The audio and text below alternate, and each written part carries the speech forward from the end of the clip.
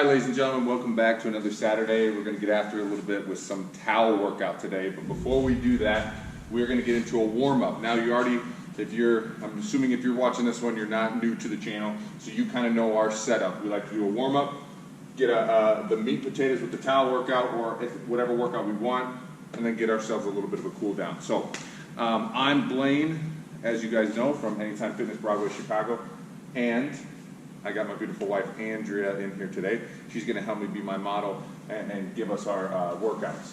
So first we're going to start with 2 rounds of our warm-up. First exercise in our rounds are going to be inchworms. So Andrea's going to go ahead and get in good position, feet shoulder width apart. She's going to bend at the waist, hands to the ground, walk her hands out to a plank position, and bring them back up. Coming back up, 1. And she's going to be doing this, making sure that she's keeping her hips above and in line and not letting her hips sag down towards the ground when she does this, when she gets into her plank position. The goal here is obviously to stretch out those hamstrings as she's coming down, and then also engaging her shoulders and her abs as she straightens out. All right, so now to keep that same relying theme of working our core, we're going to be working a push-up to forearm plank transition, okay? So she's going to start on forearm position. I'm going to have her get onto the actual mat. She's going to start in forearm position.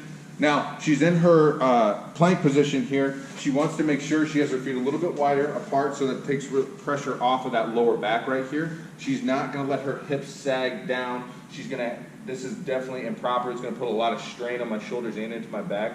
She's going to have a good plank position. Now, head up and chest up, she's going to put herself into a push-up position and back down to a forearm position. What's really changing is her shoulder placement. Her hips aren't wobbling, going back and forth. This is really core tightening, and all that's changing is just going to be her transition, okay? So, thank you. All right, so you're going to do that for 10 reps each. Inchworms, forearm push-up plank, and then rinse, repeat. Then, after that, we're going to get right into the meat and potatoes, which is, I told you, the towel workout. So, Andrea's going to have a towel, and she's going to go ahead and get this set up for us, because basically you just want to have it in a universal, or just a rolled position. Sorry, it's a little early. But what we're going to be doing for this scheme here, okay, is a pyramid scheme. Now what that means is we're going to be doing 10 reps of each of these exercises. Now if you can't see this, don't worry about it. It's going to be in the description below, so you'll be able to write this out however you want to do it to make sure you fulfill the workout. But she's going to have 8 workouts that she's going to add progressively into her pyramid, okay? So, and with each of these workouts, she's going to be doing 10 reps, 10 reps, 10 reps, 10 reps, doing a rest of 20 to 30 seconds max between the sets. Now, what the sets look like is she's going to have to start out, she's going to start with 1 workout, which is curls. She's going to do 10 reps of the curls, take a rest, that's 1 set. Then the next set is going to be curls added bent over rows. She's going to do 10 curls, 10 bent over rows, rest 20 to 30 seconds. She's going to continue this pattern until she is doing all 8 exercises at once. So she'll be doing curls, bent over rows, chest press, yada, all the way down to curl push for 10 reps each in succession. No break until she was done with doing all of them at once. Then there would be a 20 to 30 second break. Now that's halfway through, because we've got to proportionalize this out. She's going to then start over, but by taking it off of the front instead of adding it from the front. She's going to be taking it off. So then after halfway, she'll take off curls and start with bent over rows and doing the rest of it until she's only doing curl push. If you need more explanation, I can definitely give you more if you email us down in the description below. But basically what this is going to equal out to be is 640 reps in total with this towel, okay? And again, we're going to go through each of these workouts so that you kind of understand what to expect when you're doing these. First one is going to be curls, okay? So if you can see, Andrea's got her elbows in line with her wrists and in line with her shoulders. She's not having it too wide out so that she's open. She's keeping it nice and strict. And there is no slack here. She's holding it apart. And she's going to go ahead and give me some curls. Squeezing the entire time. Want to slow it down. Make sure that as we slow down, we get that nice squeeze. Obviously, when there's little weight, you can make it feel like 20 pounds if you can just isolate those muscles and really contract. Good, so that's curls. Next is going to be bent over rows. I'm going to have her widen her grip just a little bit, but she's going to keep that under grip, that supinated grip, okay? She's going to bend over at the waist, head up, chest up, shoulders back. Same again, no slack. Through all of this, all of these workouts, you want to make sure that you have it tight, okay? No slack. All right, and she's going to pull straight. Good. Now, looking at her side, when she's doing this, her head is up, her chest is up, she's bent at the waist, and she's pulling back with her elbows. Her elbows are going even just above her waistline, even with her core and her torso, and coming down. Good, good. Next, right after that, she's going to change her grip to an over grip, okay? Now, if this towel becomes to be a nuisance and it unravels, that's fine. The whole goal is to have something so that it's not everywhere, and you can just have it nice and easy. Now, is going to be chest press. Andrea's going to, again, get her hands a little bit wider. The goal is, with this one, is that she wants her wrist to be in line with her elbow as she extends out, okay? Good. Squeezing and holding that as tight as she can. And again, it's fine to readjust your grip. It's going to happen, okay? And she's going to face me, pressing straight out. Good. And as she's press out, she's squeezing her chest. She's squeezing her chest together as she presses out. Good. And then shoulder press, same grip that what she had, and it's going to be virtually identical as far as the placement of her hands, just maybe a little bit wider. She's going to do the exact same. Press straight up. Bring it down, just below chin and above. Good. And making sure that when she's doing this, she's really squeezing that back, that shoulder girdle as she moves up and down. Okay? All right, so after that is going to be front raises. She's going to move her hand a little bit more in neutral to where your curls would have been. And what she's going to do is, again, slack. Head up, chest up, shoulders back. And she's going to, front raises. We got upright rows down here. Again, all right, we're all making mistakes, and it is 100% fine. So she's going to straight out in front of her. Good. And it's not going above her eyesight. It's going right to her nose and chin and back down. Okay, you'll be feeling this right in your rear deltoids and your shoulders. Good, good. Now is going to be tricep extension. So this is going to be very similar to the archer that we had with our stretches. So she's going to have, again, no slack, and she's going to, I would probably say, now Andrea's very flexible, so just to give you a good gauge on her. And the orthodox way that she's doing it, she has comfortability with this, with her forearm. I would have her switch her grip, so then that way it has a little bit easier on this elbow and on this wrist here. But what she's doing is she's keeping this nice and tight as she pulls. So it's not a pull down here. This is where I'm focusing, and this tricep right here is what I'm focusing on pulling. So you're going to be doing 5 each arm for this for a total of reps in this cycle, okay? So then she's going to switch it and extend, bring it down. Good. And notice when she's coming down, when she pulls this down, she's not going below. So this is keeping a right angle. She is not letting this arm go down and crimp up on that bicep with that forearm. Good, good.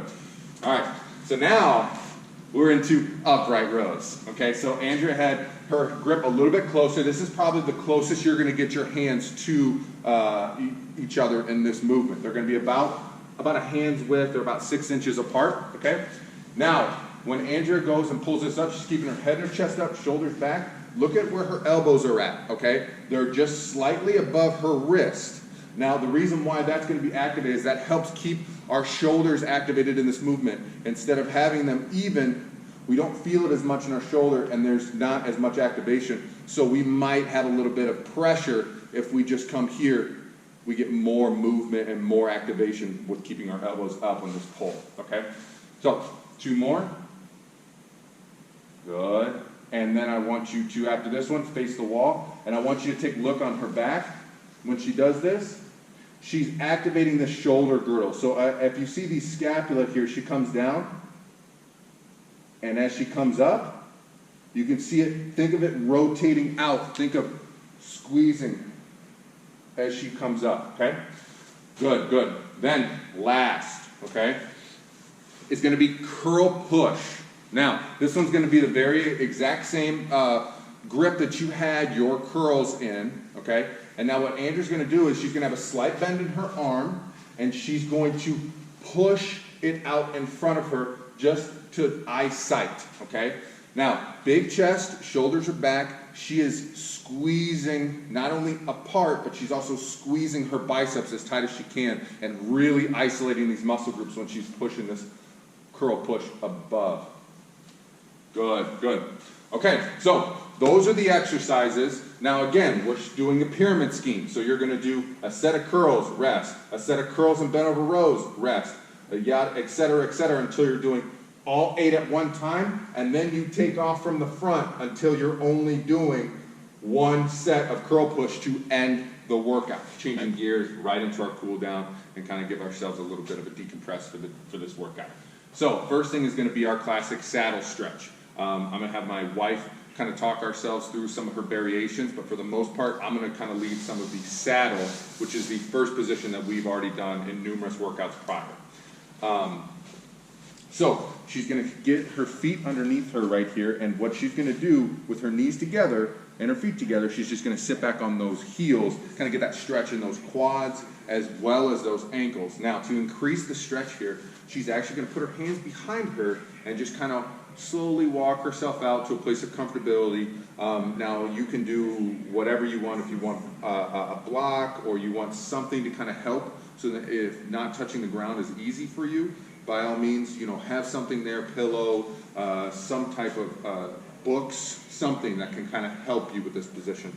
And so the now variation that my wife is so candidly going to help us navigate through is something that gets a little bit more stretch on her the tops of her feet. And so it's the same setup. You're going to be sitting on your heels with your knees together, your feet together. Again, like he said, this is more focused on the top of the feet, and it can be pretty intense, so it's really important to take it slow. If you've not done this before, it's nice to start with your fingertips on the ground, and then you'll just be able to lean back. But you're actually going to pop your knees up. Make sure to squeeze your thighs and your knees together. And then the deeper you go, the higher those knees go, or the further you lean back, it's going to stretch between the top of your foot all the way up through your ankle and into your shin. And eventually, when you feel comfortable, you can balance just sitting in this position. Again, it makes it just a little bit more intense. Wow. So that being said, I would like to see her variation in what we call the saddle position. This is what she's going to show us right now is going to be more based upon quad stretching. So I'm going to have her switch by facing you a little bit more with this, so that you can kind of see where she's going with this. So this setup is slightly different with your foot placement. So your knees and your quads or your thighs are still going to be squeezing together, but my feet are slightly out, kind of like a little V shape. So tops of the feet are going to be on the ground, and you'll see there's just a little space between. It should be just enough for your hips to fit into. So my feet are still tight into my glutes. My knees are squeezing together, as are my thighs. And the most important thing, regardless of how deep you get in this, is keeping your knees together. Once they've pulled apart, you've gone too far. If you have bad knees, I wouldn't suggest doing this. But if your knees are healthy and you can sit in this position, go for it.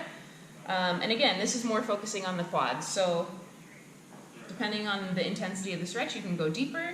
You can walk your hands back like you do in the traditional saddle Blaine was telling you about. Or, again, I'm keeping my knees squeezing together the whole time. Feet are in tight to my glutes. You can walk down to your elbows. Or if you're really able to get deep, you can go all the way down to your back. But again, notice that my knees are still tightly together. Very good. So the next one, after doing that for 2 minutes, It's up to you, it's up discretionary. I would say pick one or do a split version, meaning doing saddle for a minute, and then maybe doing the modified version for another minute. But honestly, the prescribed RX is just going to be 2 minutes of that saddle version, but you can decide which one might be a little bit better for your position. Next is going to go right into pigeon.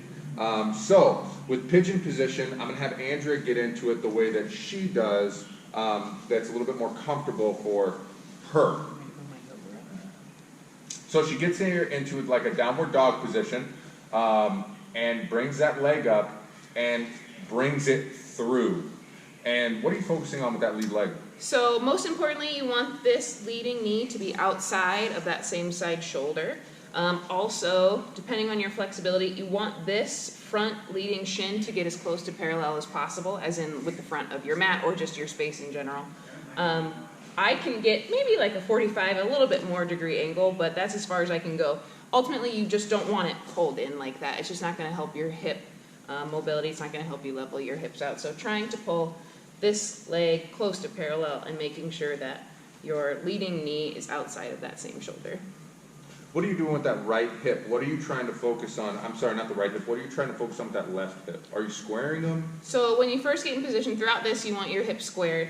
But when I first get it, I like to look behind me and scoot that trailing leg back, and then just make sure that your foot is perfectly straight. A lot of my instructors joke and say they don't want any hockey stick feet. So basically, that back foot is perfectly straight, one long line from your hip all the way down to your toes.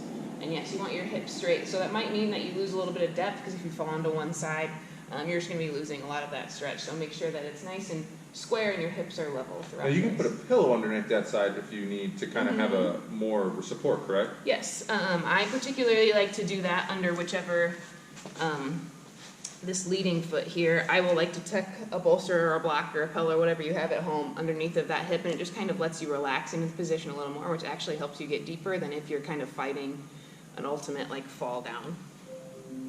Again. And so that's pigeon. She's going to do that for 1 minute each side.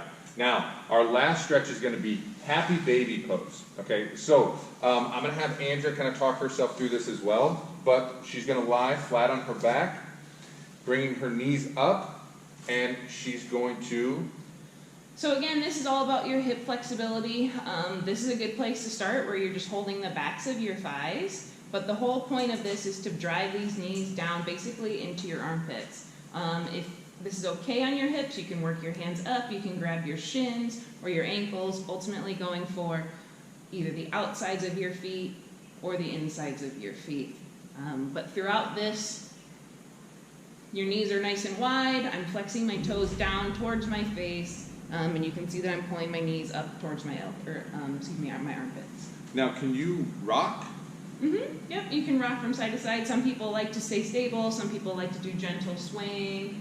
While I'm in this position, I'll sometimes straighten one leg while the other is still in that bent position, and then I'll alternate. Do you do that based upon just the stretch for that day, just what kind of feels tight? Yeah, I'm just listening to my body depending on what feels good. Sometimes I'll sway more than others, or I'll do really nice, just sit on one side. Either way. So she's going to be doing that for 1 minute, and really make sure that that 1 minute, now you could be here for longer if you want, however, 1 minute of really focused, good posture, good form, everything being in line, and really keeping that tightness as far as feeling it. Now you can obviously relax a little bit and be able to kind of just stay in this position because it might feel good. But one more thing I forgot to say in this position is I'm trying to keep my tailbone or my lower back connected to the ground. Some people will just kind of curl up, and that ultimately loses the stretch and can cause more harm. So you're trying to keep your back flat to the ground throughout this. Awesome. All right, well, all right, ladies and gentlemen, that is Saturday in a nutshell. So thank you. If you guys have any questions, please feel free to comment, or just go ahead and reach out to us on the description below. See ya.